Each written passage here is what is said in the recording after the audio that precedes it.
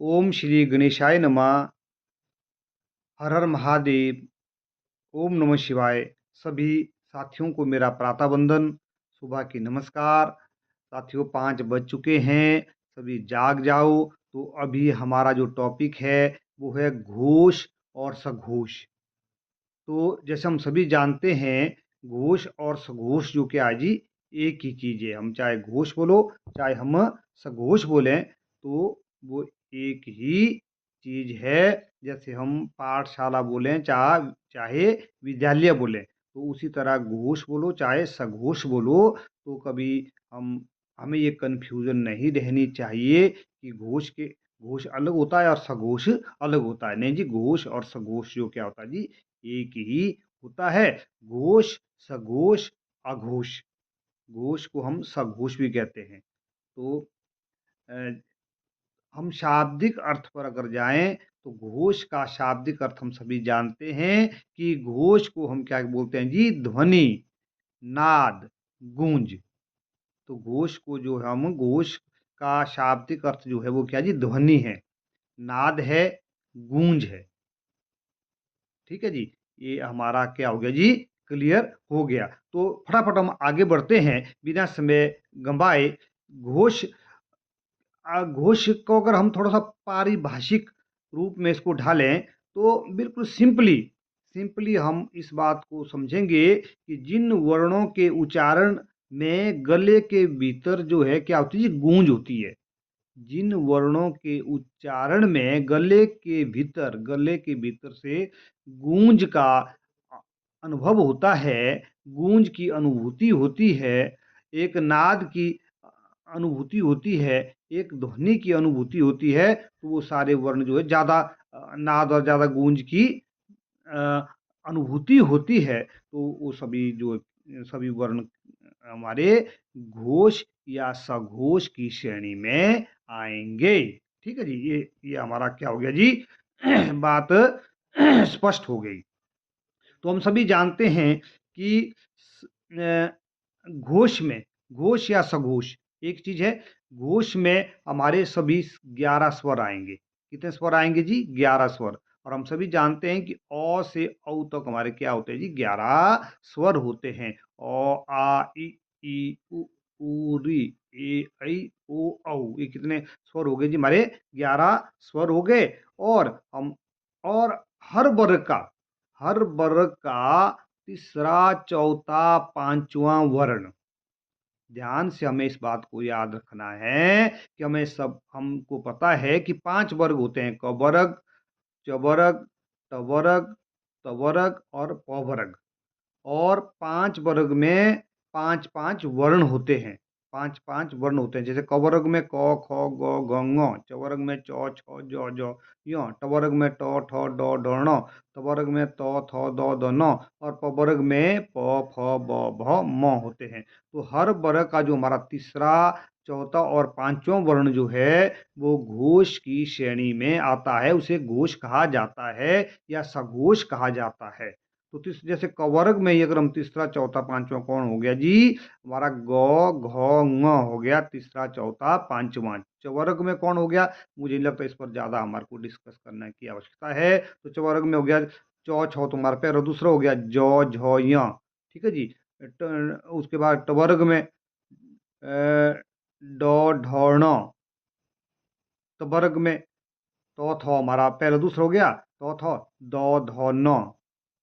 प वर्ग में ब, भ, म, ब, भ, म। तो ये हमारे जो 3 वर्ण होते हैं अंतिम के, तो वो हमारे हर वर्ग का जो 3 वर्ण जो अंतिम के होते हैं, वो हमारे घोष की श्रेणी में आते हैं, उनको हम घोष कहते हैं। और उसके बाद अंतस्थ व्यंजन जैसे हम जानते हैं कि य, र, ल, व। य, र, ल, व भी घोष की श्रेणी में आते हैं, लेकिन इसके साथ ह भी जोड़ा जाता है। ह, य, र, ल, व, ह। य, र, ल, व अंतस्थ व्यंजन और उसके साथ य, र, ल, व, ह और इसमें ह भी आएगा। तो ये हो गए हमारे जी कितने? 5। य, र, ल, व, ह कितने हो गए जी? 5। तो कुल हमारे घोष वर्णों की संख्या हुई जी 31। कुल घोष वर्णों की संख्या हमारी कितनी हुई जी 31।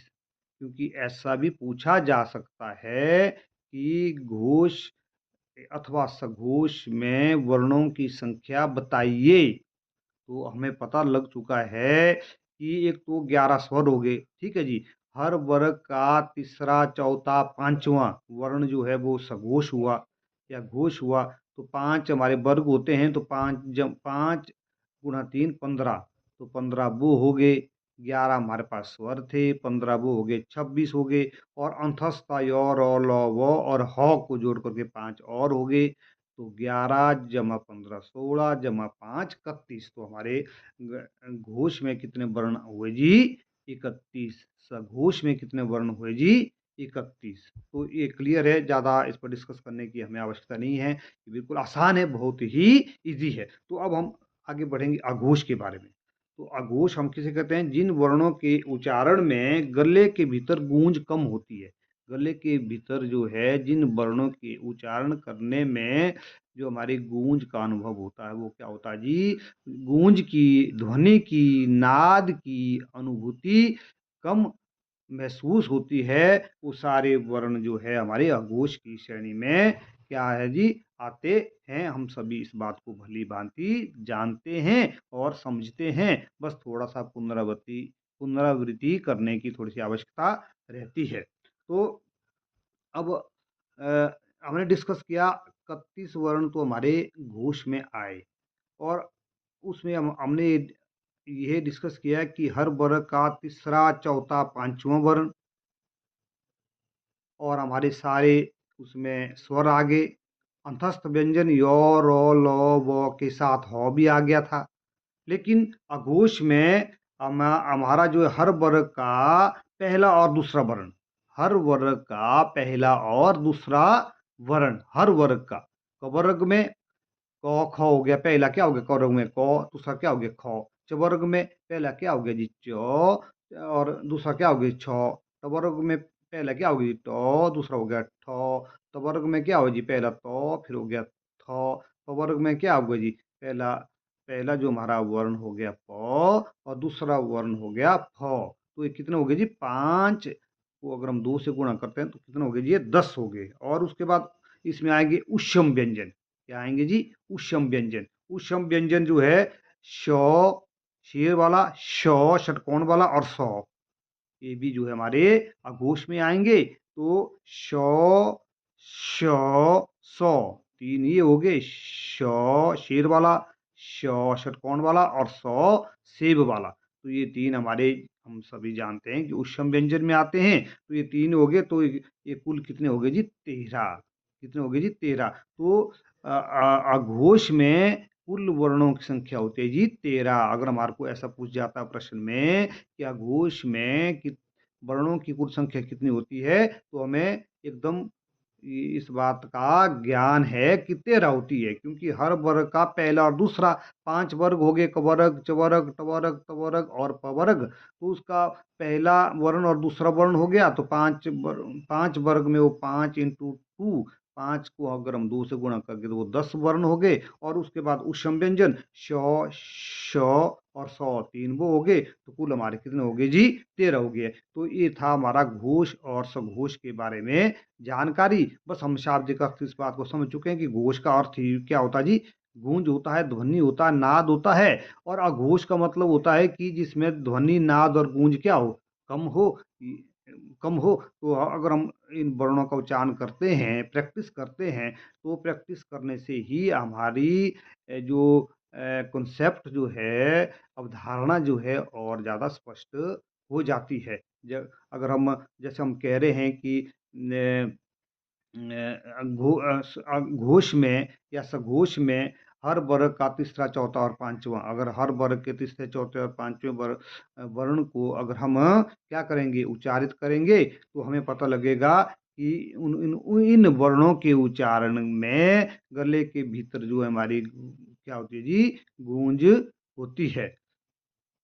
तो ज़्यादा गूंज होती है। ठीक है? तो अभ्यास से ये सारी बातें और ज़्यादा हमारी क्या हो जाती है जी, स्पष्ट हो जाती है। तो हमें सिर्फ़ यही समझना है, ज़्यादा लंबे चक्र में ना पड़ते हुए कि घोष और सघोष में सभी स्वर आएँगे, घोष और सघोष में सभी 11 स्वर आएँगे, हर वर्ग का तीसरा, चौथा, पाँचवाँ वर्ण आएगा और साथ में अंतस्थ व्यंजन य, र, ल, व य, र, ल, व और ह आएँगे और इनकी कुल संख्या हमारी कितनी हो रही है जी? 31 हो रही है और अघोष में हमारे हर वर्ग का पहला और दूसरा वर्ण और साथ में उष्म व्यंजन आ रहे हैं।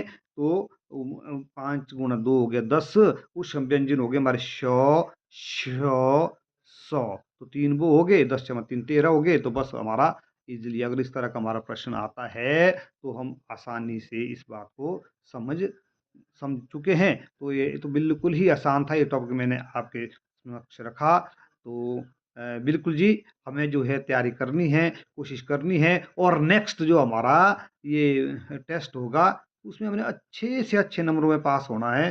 क्योंकि हमने भी दिखाना है, कोई बात नहीं, हम भी जो है अपना हुनर दिखाएँगे और हम सभी जो है स्टेट का जो हमारा टेस्ट है, उसको हम बल बहुत ही सुंदर ढंग से हम इसको क्या करेंगे जी, अच्छे अंकों में पास करेंगे। बस थोड़ा-सा समय देना होगा जी और थोड़ी-सी मेहनत करनी होगी और हमारे को सब ये चीज़ें आती है, बस थोड़ा-सा हमें पुनरावृत्ति करने की आवश्यकता रहती है। और जैसे हमारी पुनरावृत्ति हो जाएगी तो हमारी सारी जो भुला-बिसरा थोड़ा-सा हमारा पक्ष है, वो सारा क्या हो जाएगा जी, हमें फिर से उसमें हमारे मन मस्तिष्क में वो बातें याद हो जाएगी और आसानी से हमारे को ये चीज़ें करने में मज़ा भी आएगा। तो धन्यवाद जी, एक बार पुनः आप सभी को नमन और कोशिश करो और थोड़ा हमें पढ़ते रहना है। नमस्कार जी।